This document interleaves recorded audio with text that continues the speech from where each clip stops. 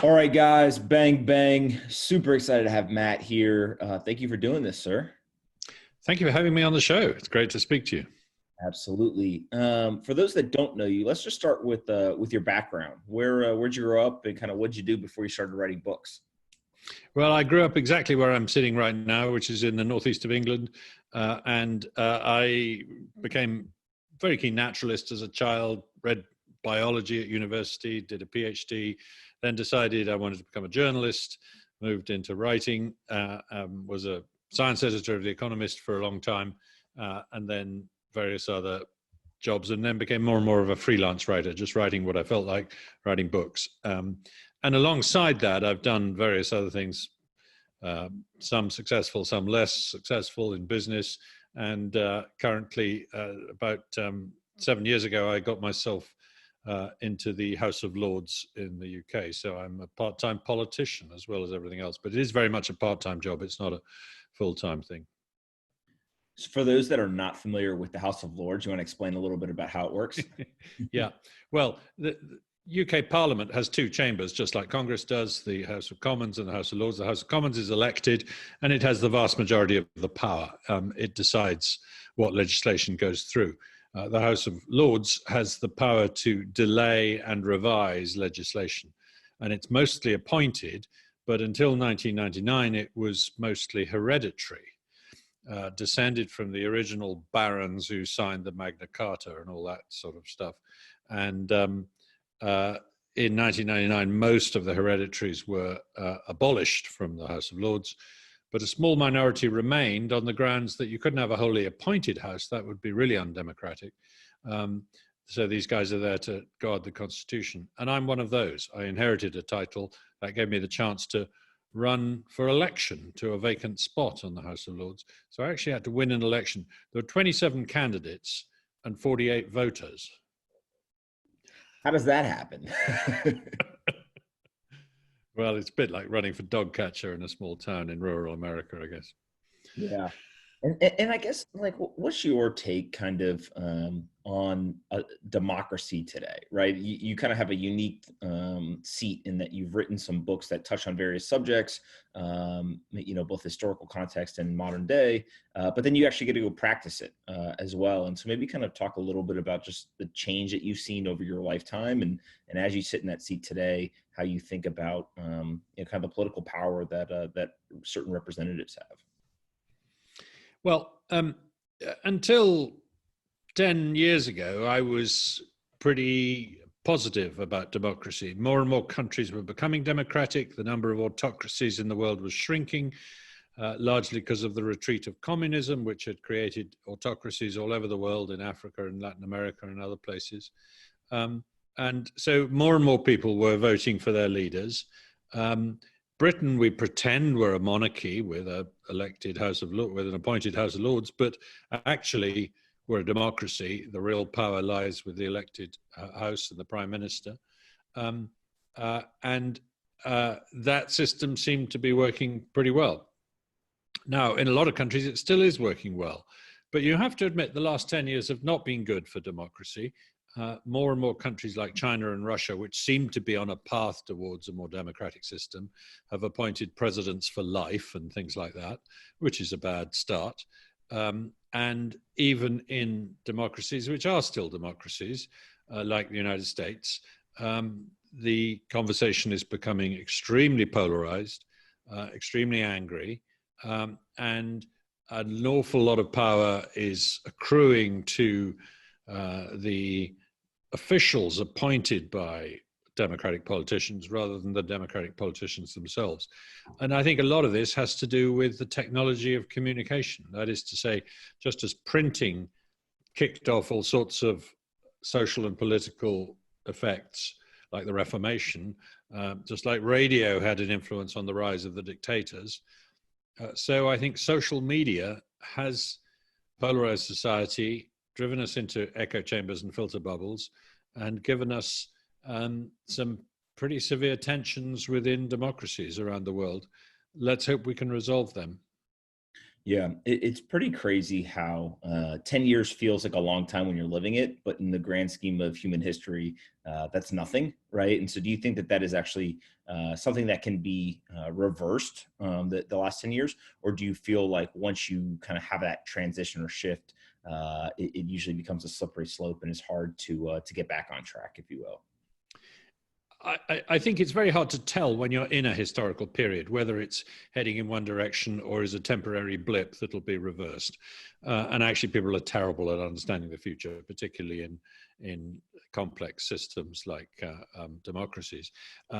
But my confidence that we will get the democratic show back on the road in most countries is relatively high.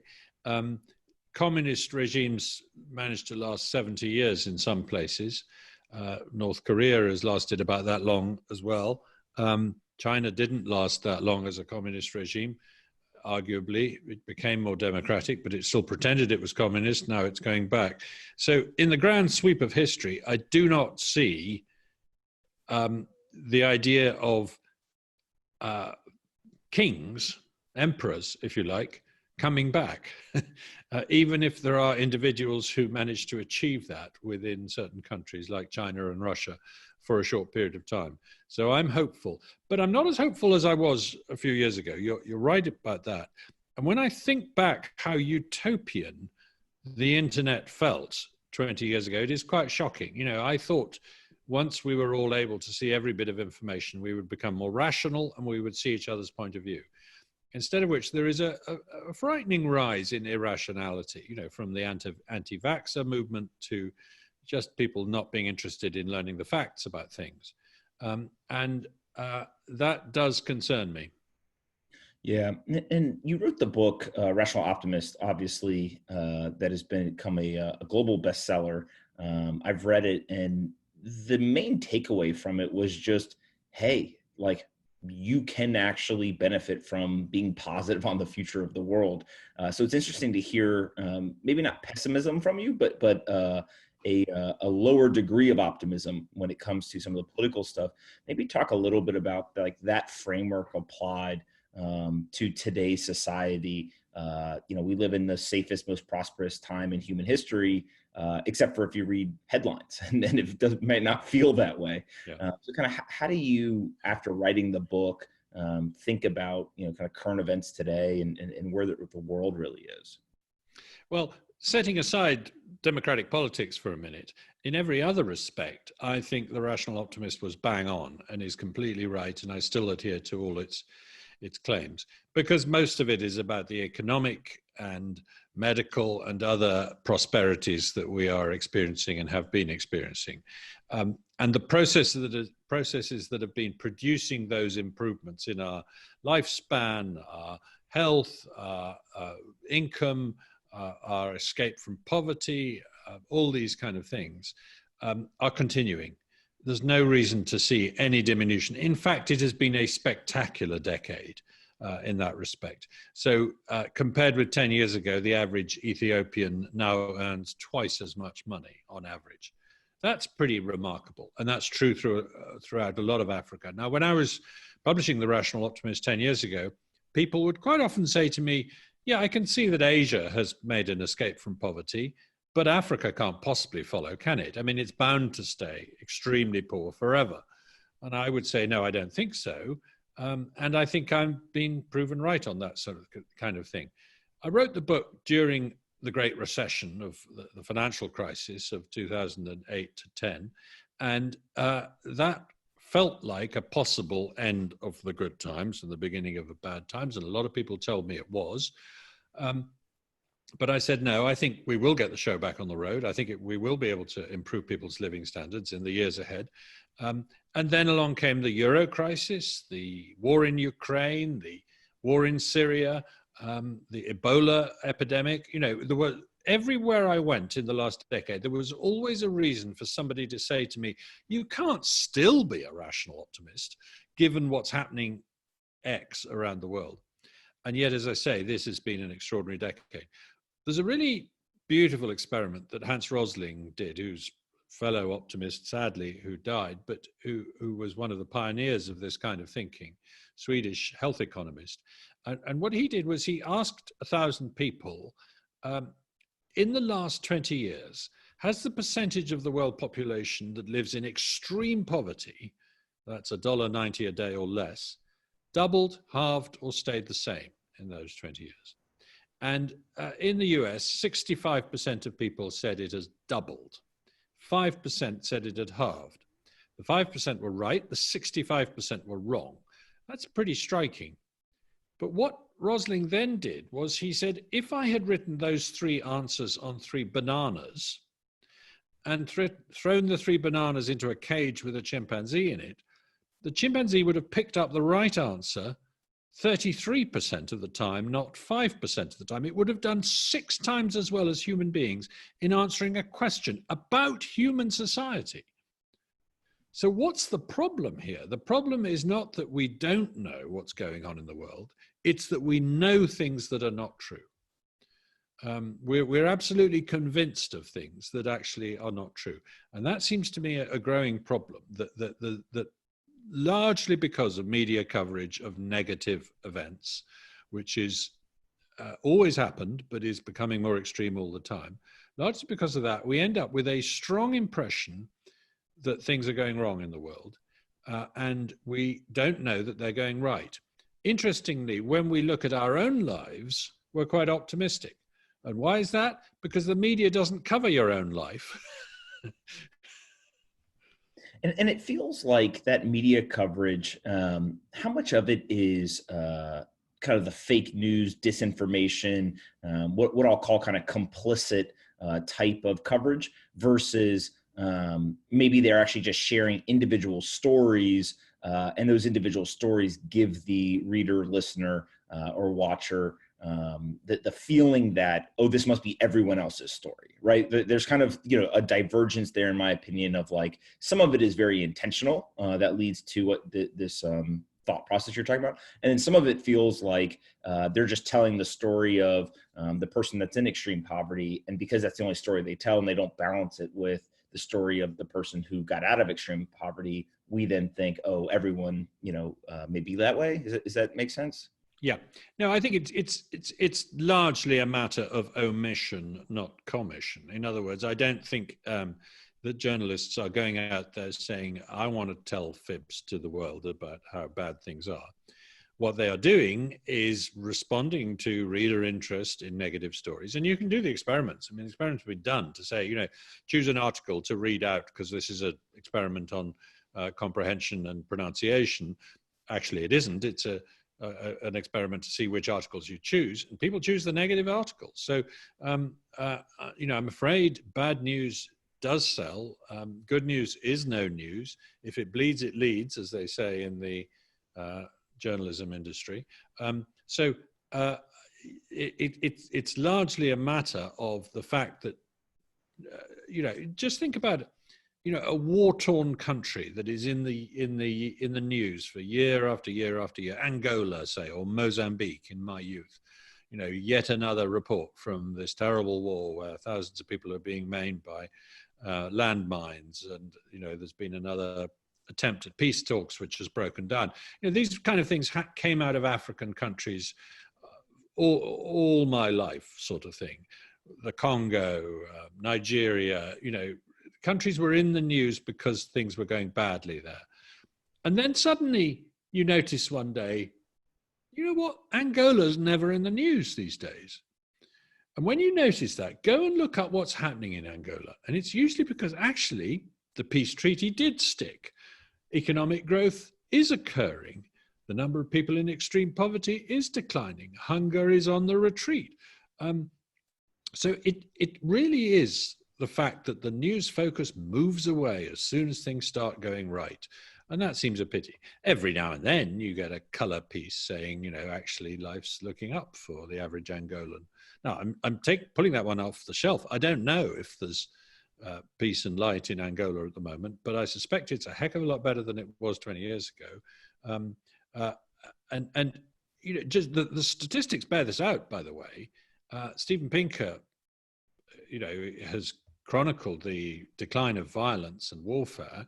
And he points out that I think we've now got either 10 or 11 wars going on in the world, right? It sounds like a lot. It's the lowest number we've ever had in recorded history. And none of those are happening in the Western Hemisphere. There's not one going on in Latin America, which there was until a few years ago. So that's never happened before. We've never had a whole hemisphere with no war in it. So let's appreciate that things aren't as bad as we'd like to think. For sure. And then I think part of being like this rational optimist is you kind of have to believe that things will continue to improve, right? That the trend is your friend and it will persist. Is there concern that as people are that rational optimist, it then leads them to not take action, right? It's kind of like, hey, this will continue whether I do something or not, and therefore maybe I don't need to do anything, or actually does it have the opposite effect, which is the inspiration for people to say, I want to be a part of this and go and act and continue to push that forward? Well, in my new book, How Innovation Works, I tackle this question of where innovation happens and why it happens in certain parts of the world and not others. And basically, innovation, which is the cause of prosperity, only happens because, not only, but mostly happens where people are already prosperous and ambitious and rich enough to invest in new ideas. It doesn't happen where people are desperate. Where people are frantically in need of innovation to save their children's lives or something like that. You know, Somalia and Zimbabwe have not contributed much to new technologies in the last 20 years. So the idea that necessity is the mother of invention seems to me simply wrong on that level. And therefore, telling people that the world is a fantastic place and you can make it even more fantastic is, I think, a better way to inspire them to be innovators than telling them it's a desperate place and anything you do is futile because we're all doomed. And I speak from personal experience here. When I was young, the environmental movement was just getting going. A lot of pessimism was doing the rounds about the future of the human race. The population explosion was unstoppable. Famine was inevitable. Lifespan was going to shorten because of all the pesticides in the environment. The deserts were advancing. The rainforest was retreating. The ice age was coming back. The ozone layer was shrinking. On and on and on. You know, these gloomy stories. And I believed them. And when I was leaving school and at university, I did not think the future could be better than the present. And I thought it would be worse. You know, I thought I was heading into a future where my life was unlikely to be as long as my parents' life, where the pollution would be terrible, where things would just get worse and worse. And it was quite a shock to me. And that's partly why I wrote the book, to realize this wasn't true. People were getting richer. And lots of, species were being saved from extinction, and air was getting cleaner, and water was getting cleaner, and oil spills were being driven extinct, and famine had virtually vanished from the face of the earth in the last decade or two.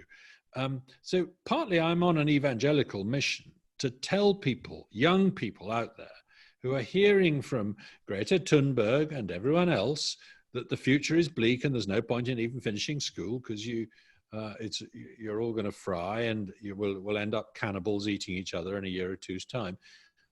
Don't believe this stuff.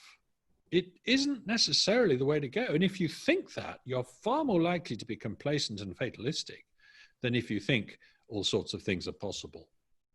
Yeah, and what's really interesting, we had Kathy Wood come on, who's a large asset manager, and one of her thesis is that during economic crisis, innovation actually gains market share, right? That there's kind of a deflationary or compressionary aspect there.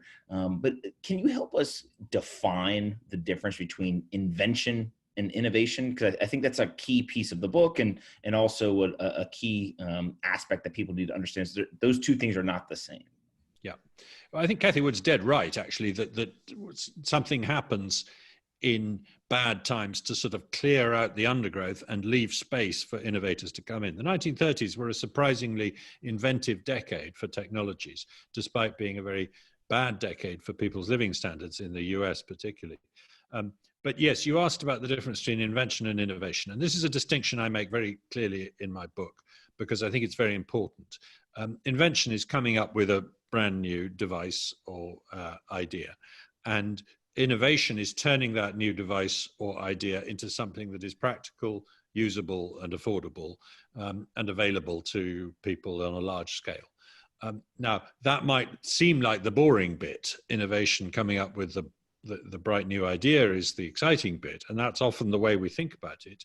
But actually, I think that's wrong. I think the really interesting and difficult stuff is often turning a bright idea into something practical and affordable and useful.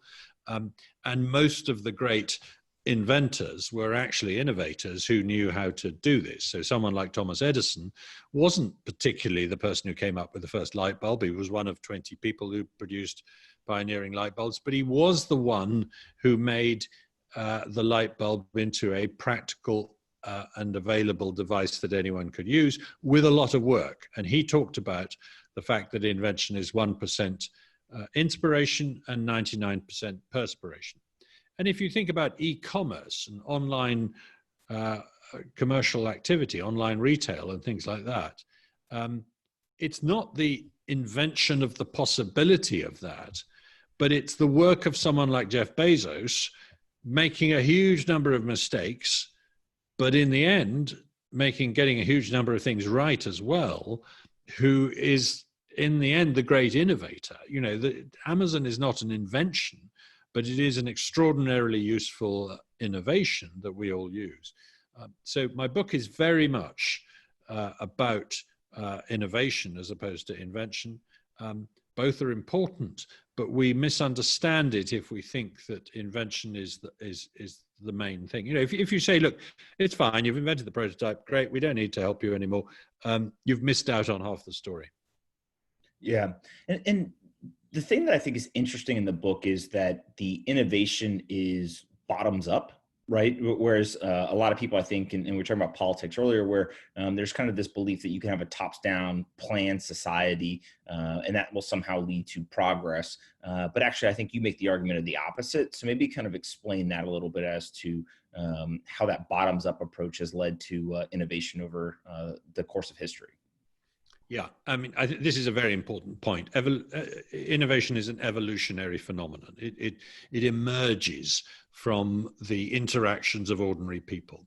And we tell the story about a brilliant genius sitting down under a tree and an apple falling on his head or something like that, as if that was the way innovation happens. And occasionally it can happen that way, but 90% of the time it is people tinkering with technologies, trying things, making mistakes, going down blind alleys, and one company trying one thing and another company trying another. And through this sifting of these different attempts, there emerges in a sort of bottom-up way solutions to the problem. And it's very incremental, it's very social, it's very evolutionary. So I'm trying to get away from the focus on brilliant individuals who planned a result. Even when you can say this is the person who did it, quite often there's an element of serendipity. That is to say, the person set out to do something and ended up doing something completely different. So the ability to change your mind is an important part of innovation, the ability to change course, change direction. So in that sense, we really can't, and we don't see it coming. That's the other thing. We can't see what's around the corner in technology nearly as much as we think we can. If you think about the invention of the search engine, I mean, I write about steam engines to search engines as being a nice sort of bookends of the Industrial Revolution. Search engines are probably one of the most useful inventions of my lifetime. I use them pretty well every day. I've certainly used it today to look up something.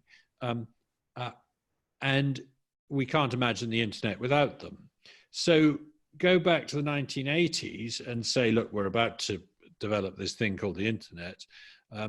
Search is going to be the key thing, and that's how people are going to make money out of it, and that's how people are going to navigate it, et cetera, et cetera. Did people say that? No, they did not.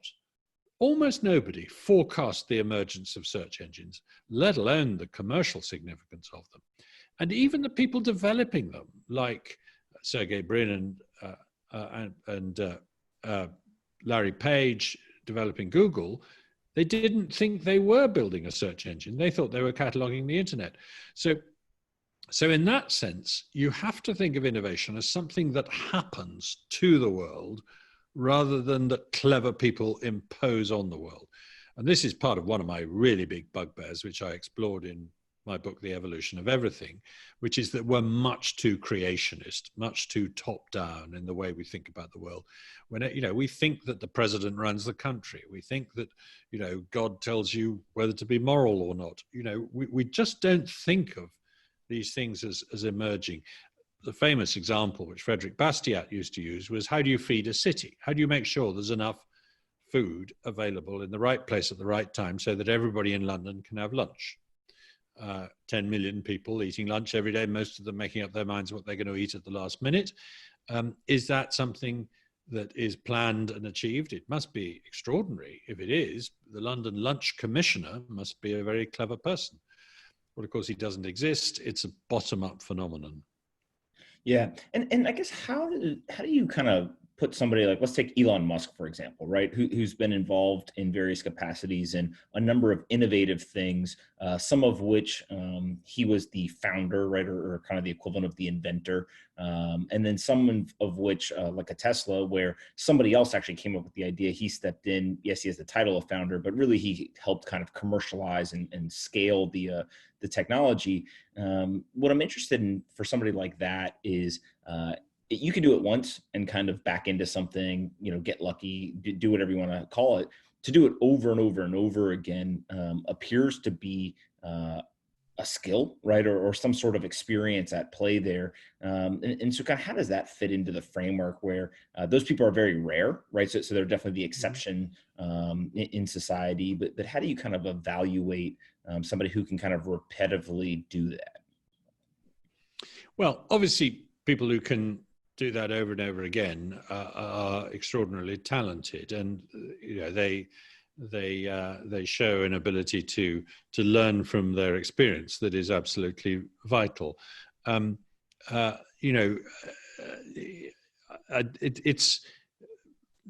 like Thomas Edison did this again and again and again. He set up an innovation factory, the job of which was to produce innovations. And he made lots of people work for him and work very hard. And he told them to do lots of trial and error experiments. And he got results. And that is certainly a key result. But I don't think it comes from a particular spark of genius. I think this is where we go wrong. We tend to look at people like that and think, well, I could never do that because I'm not as clever as Elon Musk or Thomas Edison. But actually, the secret sauce that these guys bring is hard work, persistence, tolerance of failure, ability to learn from their mistakes. I mean, Elon Musk has certainly made mistakes. His solar companies got into trouble, etc. It's not, the jury's still out on Tesla. I mean, it's hugely dependent on government grants and things like that. And I say in my book that I think his ideas of the Hyperloop are probably extremely impractical. It's not the case that everything they do is brilliant. And I think it's quite important to get away from that, to stop trying to put these people on a pedestal and make them into gods, and say that they were partly lucky in the right place at the right time, partly persistent. A huge amount of sort of pig-headed obstinacy can be helpful, but not so pig-headedly obstinate that you don't change course when the facts change. That's the other thing. And they were prepared to put in the hours. That's Thomas Edison's remark about perspiration, not inspiration, etc. So in a sense, I'm trying to demystify these godlike figures. Now, I do it by telling stories in my book. I tell a lot of stories about how innovations came to be, and I often focus on the key individual who was involved. But I'm not trying to make them into the author of it. I'm trying to make them into the subject of it, almost, the person to whom this phenomenon happened. And I'm also trying to put them in the social context of the other people they relied upon. I love that. And so for those that are listening who say, great, I don't have to be some, wonder kid genius in order to participate in this kind of innovation arc. What can they do to become more innovative, right? As you've kind of studied so many of these stories, are there things that people can actually do to kind of practice or develop that muscle? Or is this something that is more just trial and error and go try to solve problems and it'll come to you as you kind of put those hours in? Well, I don't really know the answer to that question because I'm not in the business of training people in anything, and probably would be very bad at it if I was. And I'm not much of an innovator myself, unless you call a book an innovation. But I think one thing that it might be worth passing on is the growth of something called free innovation. What this refers to, and my friend Andrew Torrance, who's a professor of economics and other things in Kansas, has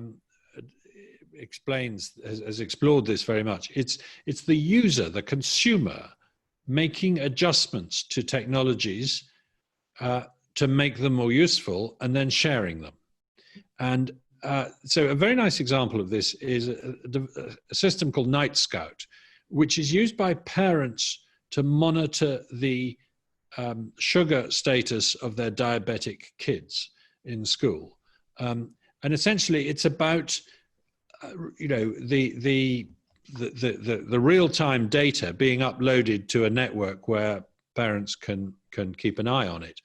And this was entirely built by 2 or 3 parents, one of whom did one part of it, one of whom did another part of it, third added a third layer and so on and changed the name. It starts out with a gadget from a pharmaceutical company, but the whole superstructure of the sort of the internet interface with this device was built by users and is now made available through a foundation to any parent who's in the same situation.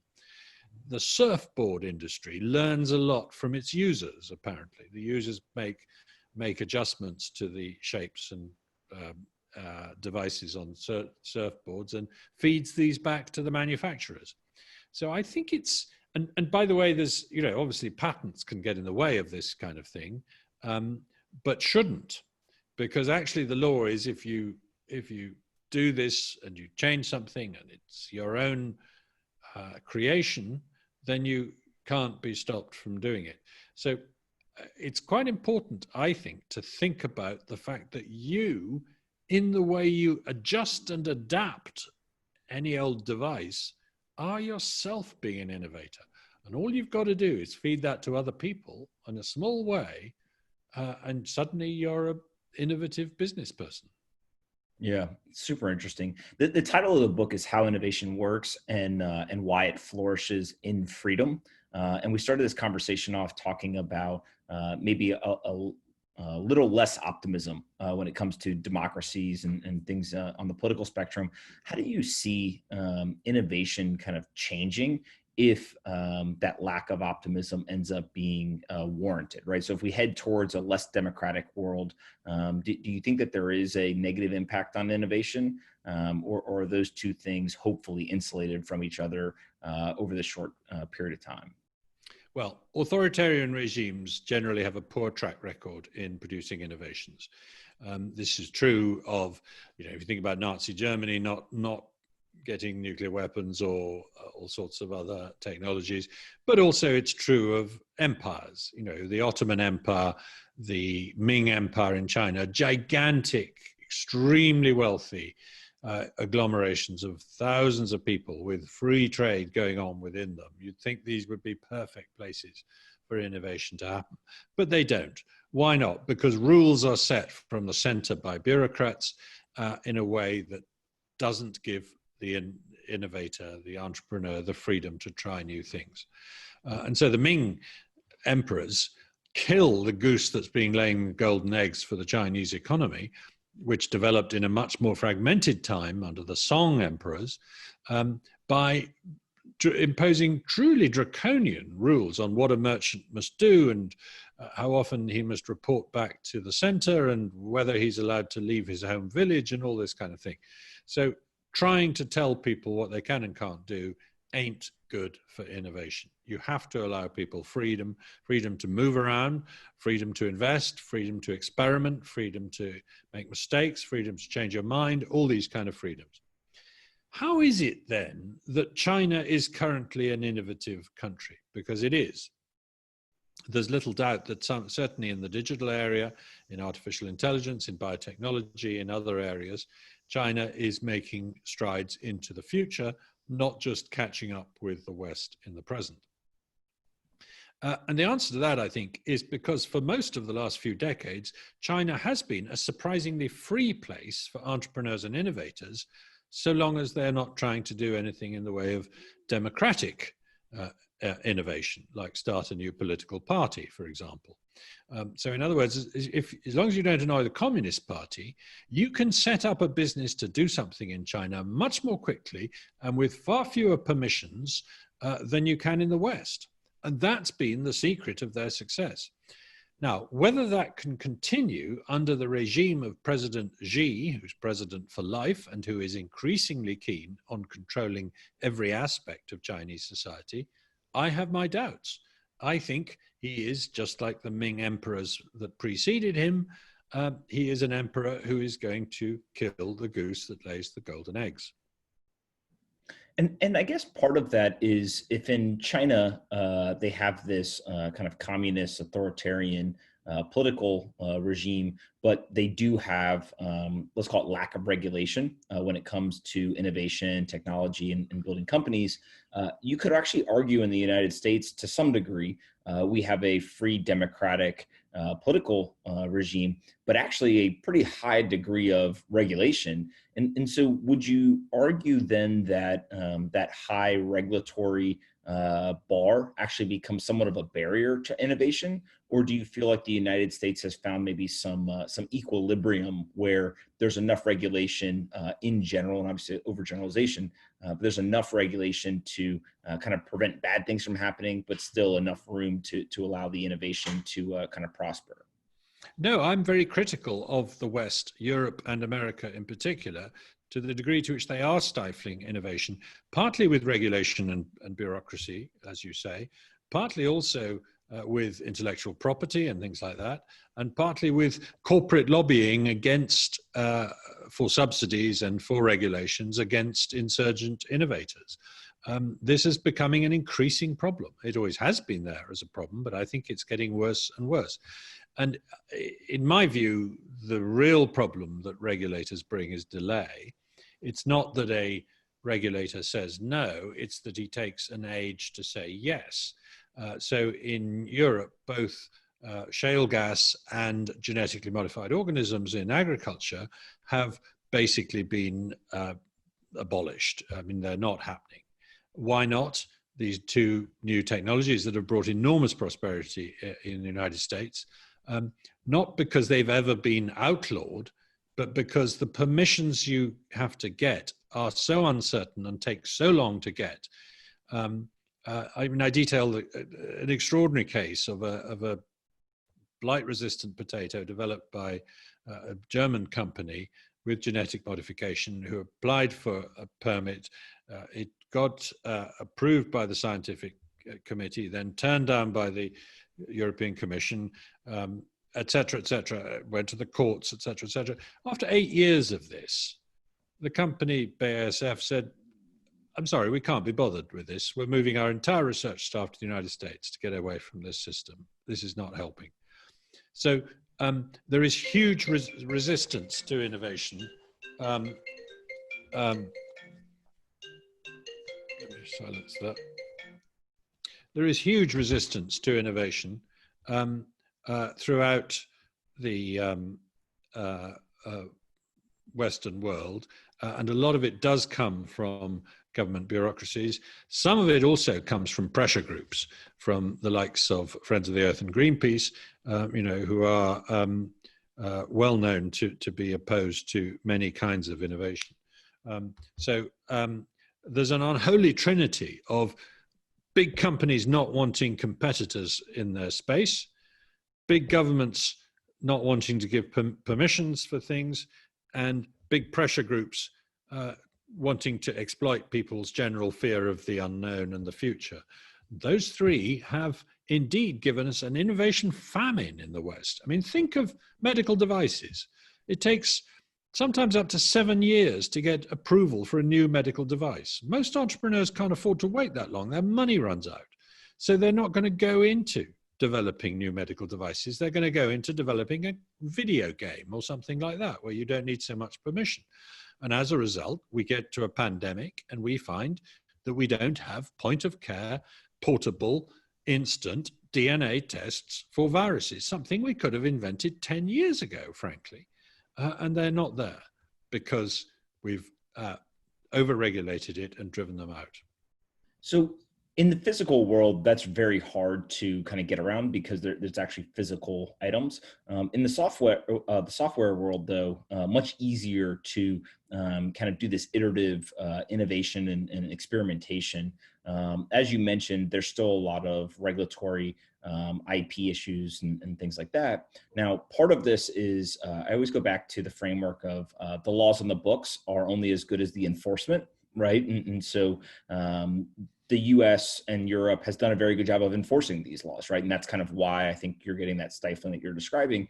The difference is now in today's society, there's this idea of decentralization, right? So we've seen that with things like Bitcoin, where it's a decentralized system. There's no leader to call into in front of Congress or call and arrest or do things like that. And so one of the frameworks I've been very interested in is Facebook came out and said, hey, look, we're going to do a digital currency. And immediately Congress freaked out in the United States and called in a bunch of executives and, pretty much took them to task and said, no, you're not going to do this. And, why would you do this and all of that. I wonder how much, going along this line of thinking of if there is this regulatory regime that ends up being stifling, is decentralization of all sorts of things, not just kind of what people would consider cryptocurrencies and things like that, but other types of software. Does that become a more important trend? Because actually what it does is it very much mitigates the ability to enforce the rules on the books. Again, not every industry can do this, right? Obviously physical items and things like that are much harder, but in software specifically, maybe that is, kind of the way that people and innovators can fight back a little bit to continue to push the pace. I think that's a really interesting idea, and I think it's a very important concept. And I think blockchain generally enables us to move the next phase of innovation from California or China or wherever things are not being looked after right in terms of regulations into the cloud, into a place which is stateless. And once we do that, and they really can't get at us for to prevent innovation, then surely we can do a lot of good. That would be the hope. But of course, you can immediately see by me telling the story in that way what spooks people, and particularly politicians and journalists, about that story. But because I ended that sentence with the word good, or you and I could float off into the ether and do something bad if that happens. And I think the jealousy of states with respect to currencies is as nothing to the way the lawyers are going to react when we say we're going to have a completely different legal system that is not tethered to any territory but is in the sky, and it's done through blockchain.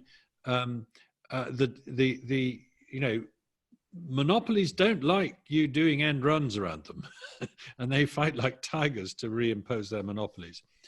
So the jury's still out on whether blockchain can achieve that goal of giving us a sandbox in the sky, if I could call it that, where we can do the experiments that we need to do to produce new technologies and new ideas, or whether down here on Earth, governments will rein in these things. I think, I often think one of the most profound things said about innovation was Amara's law, which I mentioned in the book, which is this guy called Roy Amara, who was a computer scientist and futurologist in California in the 1960s. And he said, we underestimate the impact of a new technology in the long run, but we overestimate it in the short run. And this feels to me spot on. When the internet is just starting, we start to have wild ideas about e-commerce replacing retail and replacing everything else, and we invest like crazy in dot-coms, and then after a few years, everyone says, this isn't really working, actually. It's not made much difference. The world goes on as before, and everyone gets very disappointed, and you get a dot-com bust. And then 10 years later, turns out the dream was right. So I think the same will happen with blockchain. In about 10 years' time, if we're having this conversation, we'll be saying, well, didn't really work, did it? All the blockchain ideas, all the crypto ideas, they kind of came to nothing. 10 years after that, we might be having a different conversation saying, actually, it worked. Yeah. And to me, it's very interesting when, there's the decentralization kind of from an ownership model. So if you and I want to build something that maybe regulatorily is not possible, they just don't know who to call in to get in trouble, right? Or who to shut down, if you will. Like you said, that can be used for good and bad. But the second piece of what you said around having this sandbox in the sky is very interesting, right? And I think if you talk to somebody like, a Jack Dorsey, he's super excited about things like Bitcoin because he sees it as like the native currency for the internet. Right. Okay. Definitely a good chance that could happen, but also, a high percentage chance that it doesn't.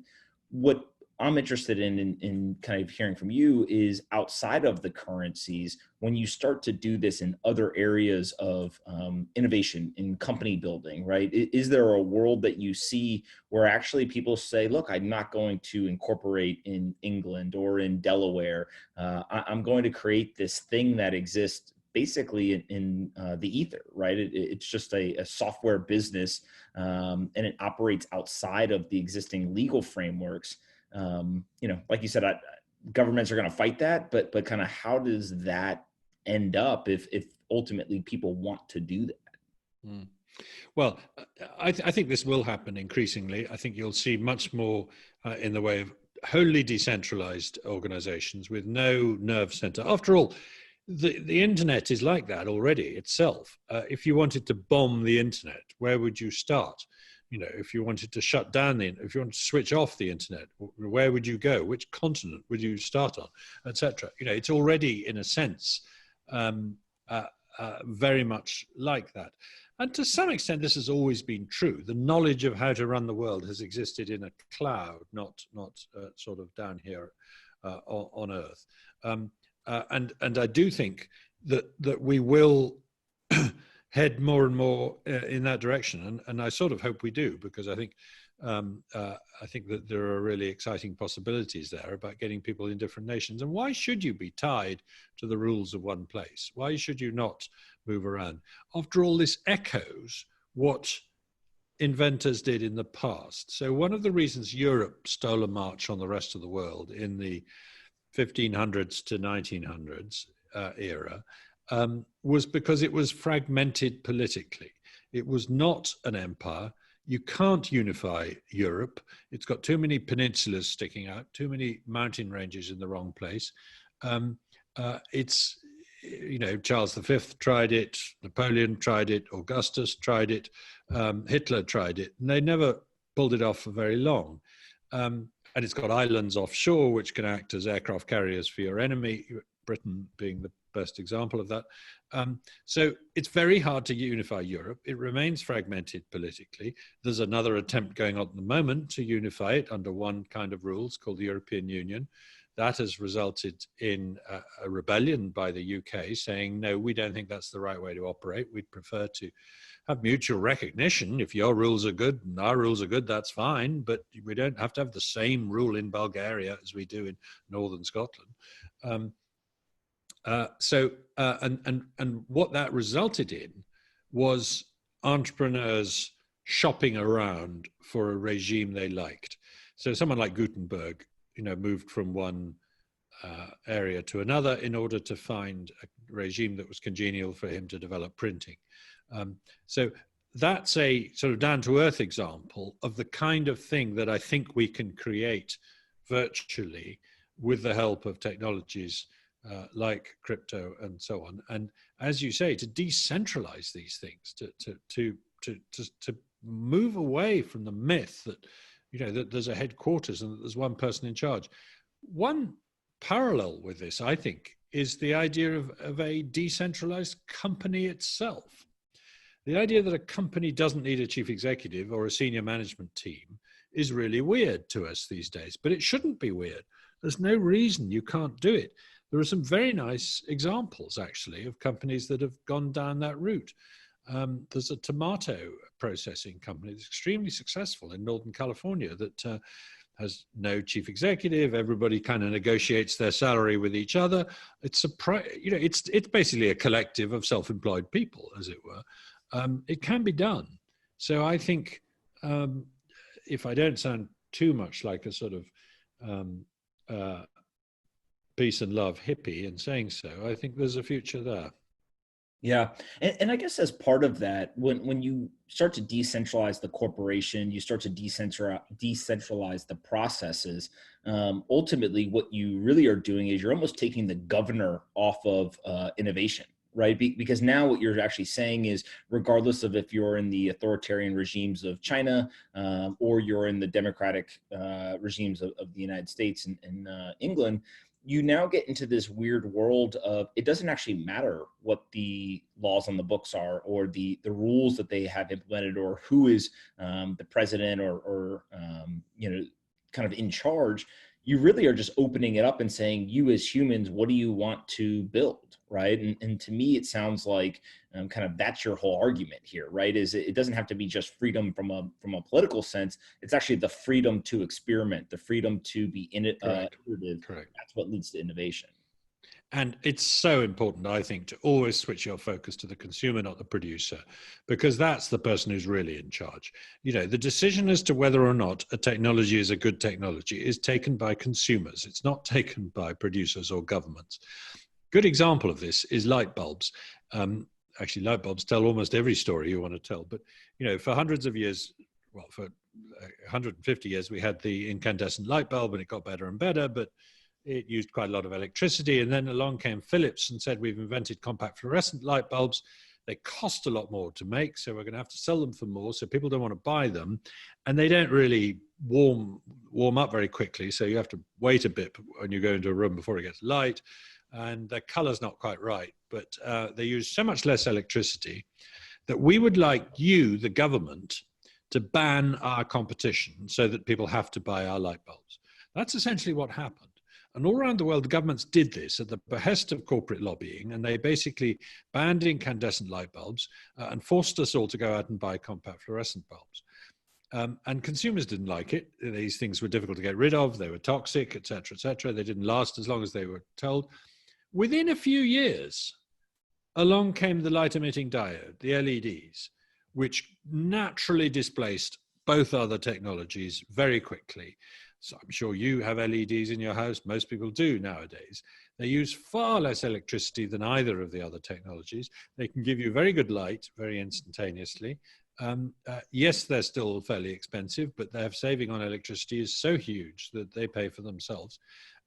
We shouldn't have gone down the compact fluorescent route at the behest of governments. We should have let consumers be in charge of this process, and they would probably have brought the light-emitting diodes forward. We'd probably have had them 5 years earlier.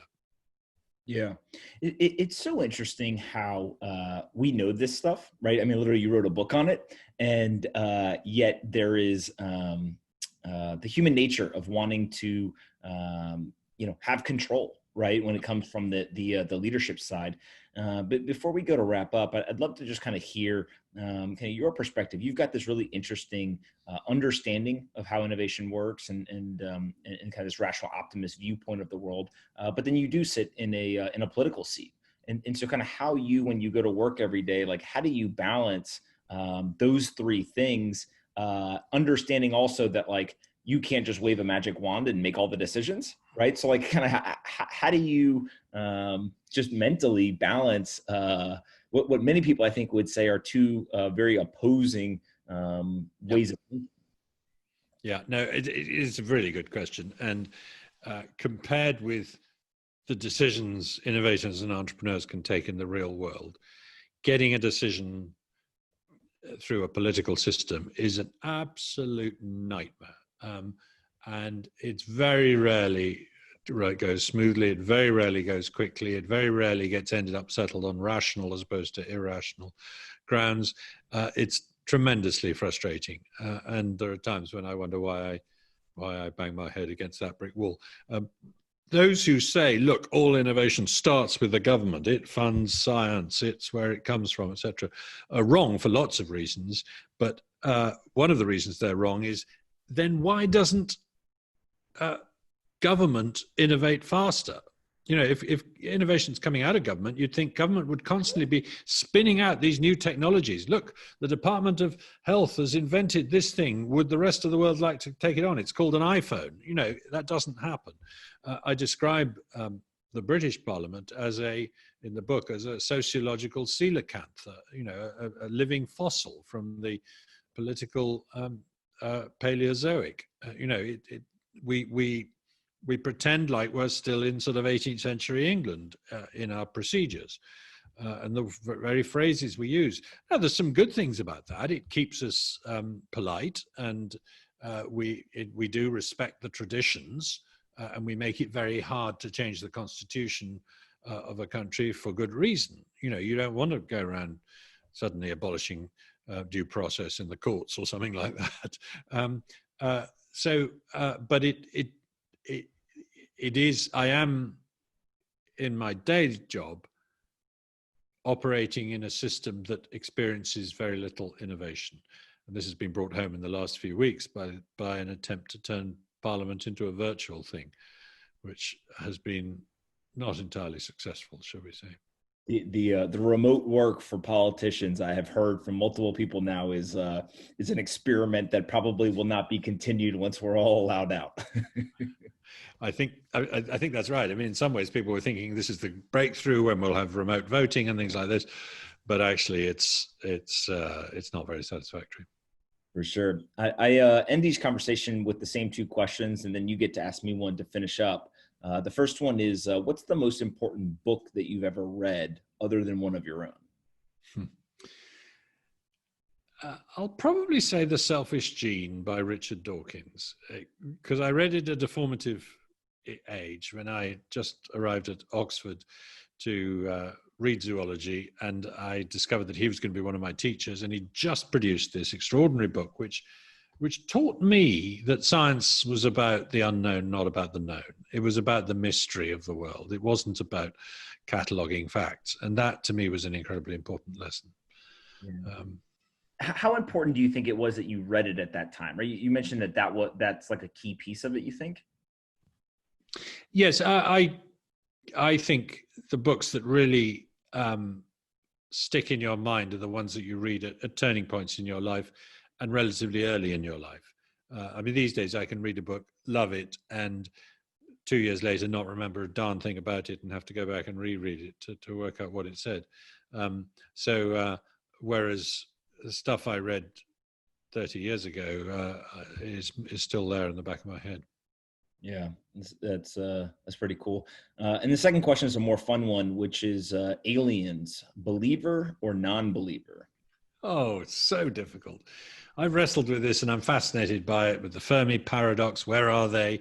If there's so many galaxies out there and so many stars in each galaxy and so many planets around each star, the numbers are ridiculous, then it's simply impossible to believe we're the only ones here. And I still think that. Yeah. Yes, I'm a believer.